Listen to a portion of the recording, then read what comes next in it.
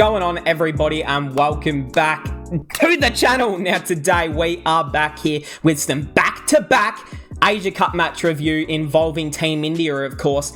I mean, it feels like Team India has been ready to play for the last 6 days due to the rain, the reserve day, the 2-day, 1-day game they played yesterday. It's been an interesting tournament so far, but we get another result finished, and India straight into the Asia Cup final. We remember last year in the UAE, they didn't even qualify for the finals, and now here they are into the Asia Cup final in Sri Lanka, and they will either play Sri Lanka or Pakistan, who I do believe they play today or tonight to decide who will be in that final. So it's all to play for. Will we see that India-Pakistan rivalry, or will we see another version of this? Hey, let's just jump straight into it. We're going to make this not a quicker one, but we're just going to kind of touch on everything here and, discuss what was one of the better matches of the tournament so far. Actually pretty low scoring, but just competitive. You know, it went down to some of the last overs. It was, it was India's game early, and then it switched into the momentum of the Lankans,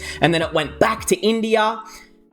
It was good. It was a really good game of cricket. So, hey, let's get into it. Player of the match. Yeah, look, this comes as no surprise. Walalaj, or Walalagi, the lake. Look, his name is a bit of a tongue twister for mine. I heard the commentators saying that it was Walalagi or something like that.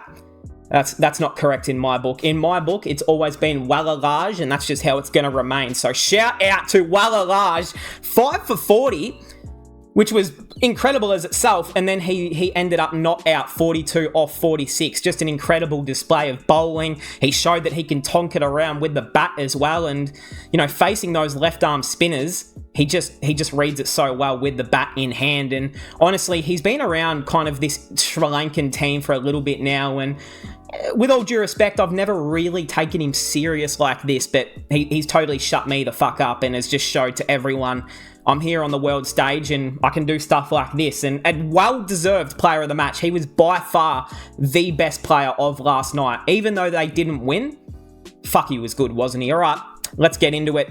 India, Hitman won the toss, and he said, all right, get into bat, lads. We're going to put ourselves right under the pump early. The pitch is going to start turning very late in the day's play as well. So it was probably the right decision to win the toss and get out there and just bat straight away.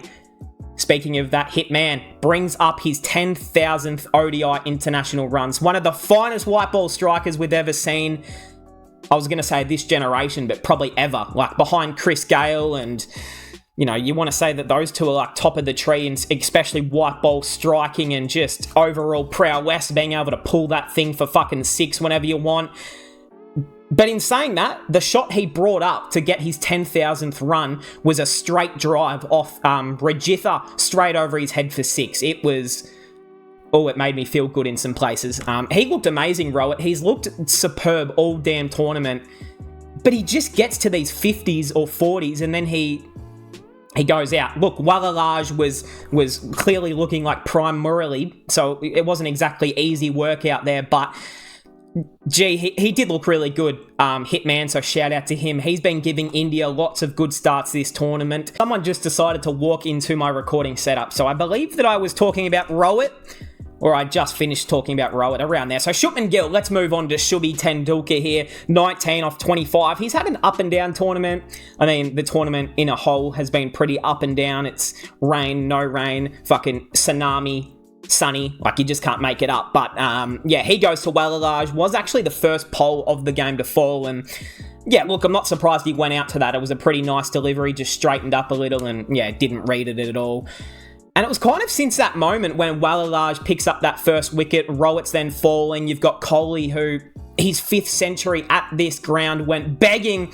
That's all I thought about last night. After he got that 4th century in a row against Pakistan, I'm thinking just fucking throw your money on Kohli to make 100 against Sri Lanka at the same venue. He might score a double ton. I'm sorry. I'm sorry, Virat, and I'm sorry to all the Virat stans out there because I might have jinxed him. I was pretty confident he was going to go on and get 3 figures again.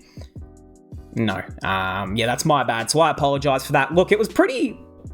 Walalaj just bowled really well and set them up really well, and seeing that, India having troubles with a left-arm spinner at the top of the order, so that's always been a slight concern for India. Being an Aussie, my thought process then goes straight to Ashton Agar for the World Cup. You know, that first game, Australia-India, does Agar play on those decks because it'll be in Chennai, it'll probably be turning, and left-arm spin. So maybe Ashton Agar is going to be the hero. Anyways, I'll speak about him at a later date in videos in the future, maybe. Virat, nope, we spoke about you. Ishan Kishan. Well, bit of a test knock. He kind of had to just hang around there for a little bit with KL. They did a good job rebuilding some sort of platform there. Kishan, I actually thought he looked really good and really composed. We're so used to seeing him play his natural way for Mumbai and for the T20 team and just picking up the length and dispatching it over for 6. Playing just, all sorts of shots, but he looked really, really composed here, looked focused in, and he looked like one of their better batsmen until he just nicked it up there to Walaj, and it was a great catch from the athletic man himself. Yeah, really good catch, bit of a specky there. KL, caught and bowled. That was a pretty shit dismissal there from KL. It just got stuck in the surface and bounced right back up. I don't think he thought it was going to come up that much. Straight back to Walaj. See you later. Hardik Pandya. Well, he should have been out. The umpire said it wasn't out. Sri Lanka reviewed it. I couldn't believe the umpire missed it. I mean, I'm thinking, off my first look at the delivery, I'm thinking, that's out.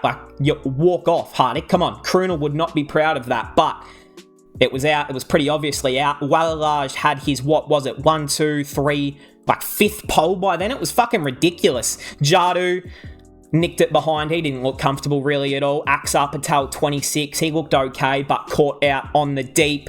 Bumrah, 5 runs. Inspirational. Kuldeep Yadav faced... it was Mohammad Siraj, I think, who faced the hat-trick ball.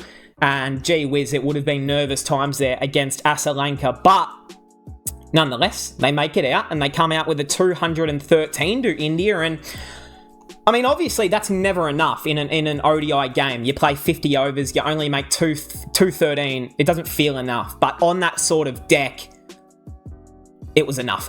It was enough. It was dusty. It turned a lot and it was so unpredictable. And when you're India and you've picked 3 spinners in Jadu, Kuldeep and Axar Patel, you're feeling pretty good. So look, you make 212, you go into the next innings, you've got to make carnage early. And Sri Lanka, you know what, didn't have the start they intended. They probably were looking for a none for 50, none for 60 start. And Nissanka, there's actually something funny that I want to bring up about Nissanka. So I was reading the ESPN Crick info. Do you know how they do the live blog before the game starts and they talk about what the pitch will be and what players are going to go well?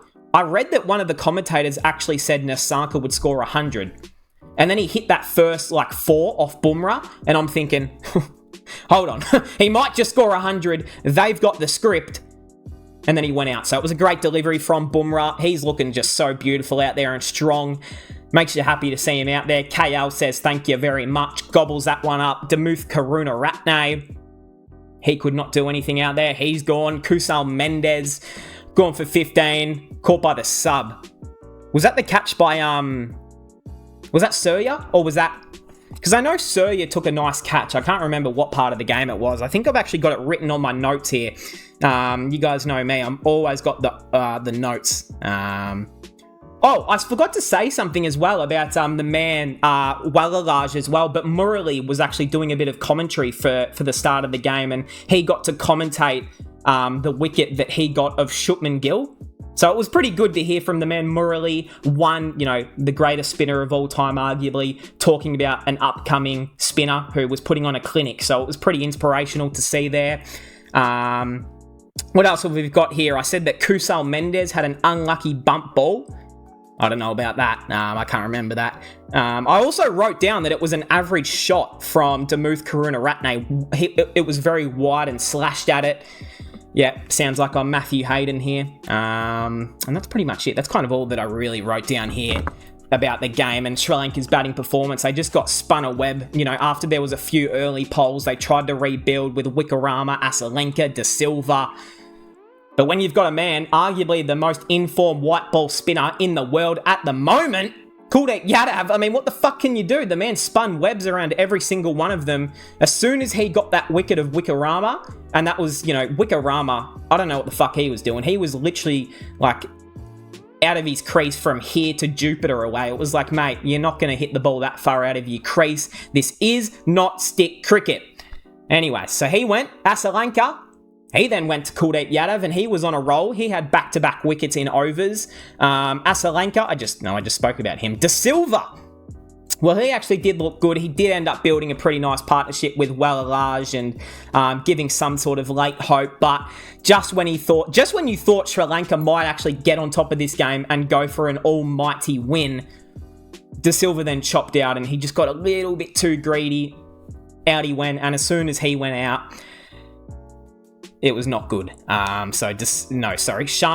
the skipper, you've got to be better than that. He goes, couldn't do it for the team. Walalaj, the man can fucking bat. I mean, he was reading Jadu and Aksar's spin beautifully. Kuldeep as well. From one left arm spinner to another, he looked like he read it pretty well and looked really comfortable out there. So if you're a Sri Lankan fan, you can hang your hat on this one man from the team because he was superb. 3 fours, a 6.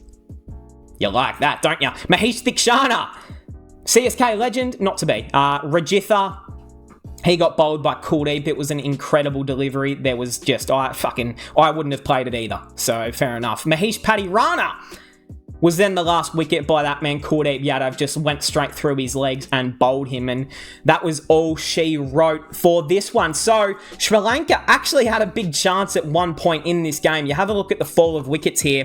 Where are we? Right here. So 6 for 99. And then the next wicket when De Silva went out was 12 overs later, 7 for 162. So they had a chance. And then just the tail order fell over like it was fucking just a bunch of little kids. So into the Indian bowlers, Bumrah. We know what he does, 2 for 30 off 7. Suraj, 1 for 17 off 5. I thought actually bowled really well. Hardik, 1 for 14 off 5. Kuldeep, my man, the man, 4 for 43 off 9. Jadu, 2 for 33 off 10. And Aksar Patel, not really the return he would have hoped, but I think he pretty much knows he's kind of just around the squad as backup. And if the deck is going to be like it was today, you'd probably still pick him in a final. But yeah, I don't know. It'll be interesting to see what sort of the pitch is going. Oh, so Pakistan v Sri Lanka is actually tomorrow. It's not tonight. That's a little bit disappointing, isn't it? So, yeah, there you go. So these are the upcoming matches. Pakistan, Sri Lanka tomorrow. Whoever wins that will face India in the final. So all eyes will be glued on that. And then it'll be India versus Bangladesh for some fucking reason. I mean, is this necessary? They're already in the final. Just finish it off. I mean, I hope that India, you don't want to ruin the starting 11. You don't want to pick an unbalanced 11. But this game will mean nothing to India. So are we going to see a guy like Tilak Varma play? Are we going to see Krishna play? Samson play? I would like to see that. I would really like to see Tilak Varma just get a gig. Sanju just get a little opportunity there against Bangladesh. But hey, that will cap us off. India's into the final of the Asia Cup 2023 off the back of some Kuldeep magic, some Rohit Sharma magic, and really, I think, did Rohit end up top scoring with 50? I think he did. Hold on a minute. 53? I don't think anyone scored higher than that. No, so Rohit Sharma high scored with a 53. Shows how well he started, how well he batted, especially with that new ball bouncing around. But hey, that will cap us off. India too strong. They're into the final. Comment down your thoughts below, and I'll see everyone in the next one.